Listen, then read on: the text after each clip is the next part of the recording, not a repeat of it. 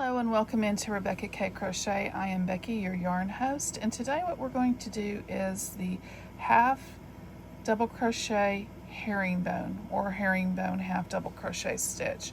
It creates this zigzag stitch in each row. One row leans one way and one row leans the other way.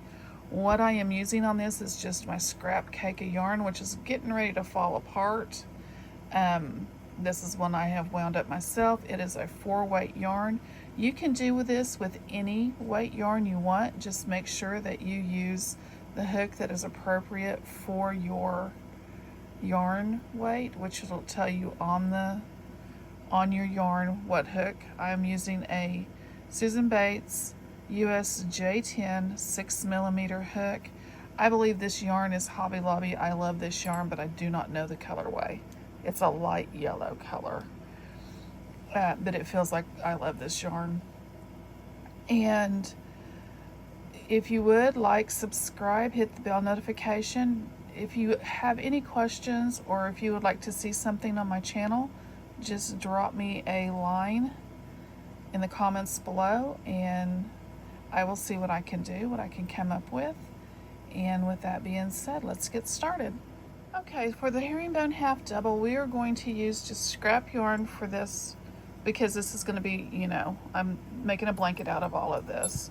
And it's a 4-weight yarn, any scrap yarn, any weight, and any hook that fits your yarn will work. I am going to use this J6mm US size J10 Susan Bates because this is the hook that I have been using for all of these tutorials, because that way my blanket will be the same whenever I start putting it all together. We're going to start with a slip knot.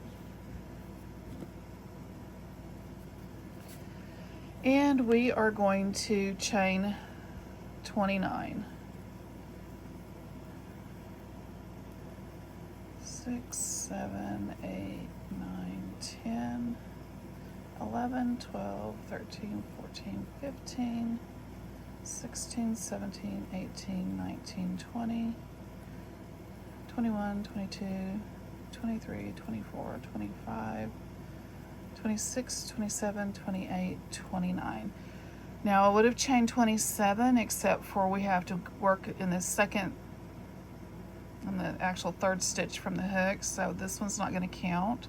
The one on our hook does not count. This one's 1, 2, and in the third stitch we are going to yarn over, go through our loop, yarn over, bring up a loop, and we're going to start off with the herringbone. So we are going to go bring it through the next loop, yarn over, and bring through 2.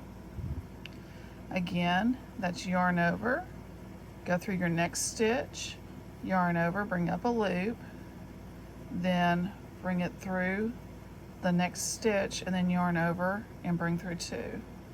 It's like a half double, but it's just a little bit different because you're bringing it through that. You're bringing the thing through the first stitch, and that's how it's done. You yarn over. I like to, on this first row, it can be really fiddly, and so on the first row, I like to go down here and hold down here at the bottom where my stitches are. It just makes it easier to go through whenever you're pulling it through that first stitch. And I will be back here in just a second. We are at the last stitch. We're going to yarn over and do our herringbone half double. We're going to chain 2. We're going to turn our work. Chain 2 does not count, and we're going to go straight back into that same stitch with the half double. Herringbone half double, I should say. And repeat this all the way across. You do need to count and make sure every row, depending on what number you start with, you need to make sure that every row has the same amount of stitches in it, because this one is easy to miss a stitch if you're not careful. But this is how it has worked. It's a very simple stitch. Beginners can do this, but it gives a very pretty textured item. Like I said, I made a hexagon cardigan out of this stitch. It was either the herringbone half double or double. I don't remember which one, but they pretty much look the same, or they're really close to looking the same. And you can make, this makes really pretty sweaters, hats, you know, like beanies. It makes a really pretty scarf, anything that you want to have textured. And this is what the stitch is looking like so far. It will look the same on the front and the back because you are turning your work. And pretty soon you'll find that zigzag pattern. You'll see it, you'll pick up on it pretty quick.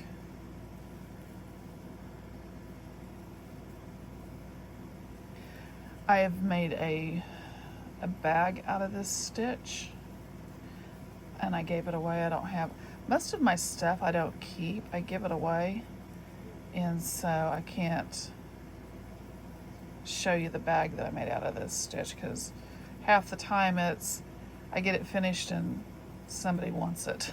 Somebody claims it and it goes, or I used to be on the craft circuit and I might have sold it without taking pictures of it.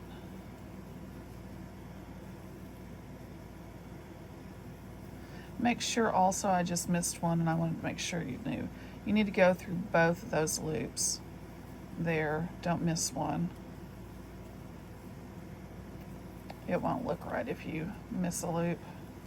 You'll be able to tell on the other side. Okay, so now at the end of the stitch, you just do the same thing. You chain two and you work your way back. And I will be back whenever I get this to the size, to a square, so I can use it. Okay, so here is what it looks like. You can see that you have the zigzags going up. Each row one row will lean one way and the other row will lean the other way.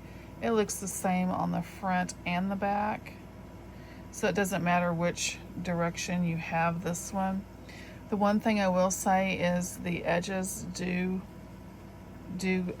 wave, so you'll have to do a border, or you could leave this as your border and just do kind of a wave up on the top and go around and mimic the wave.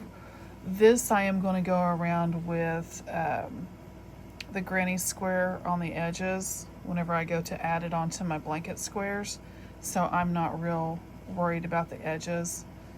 If you do not want to do the edges, the one thing that you could do is you could start with a half double crochet on each side and then go into your stitch. That would also work to straighten up these edges on each side.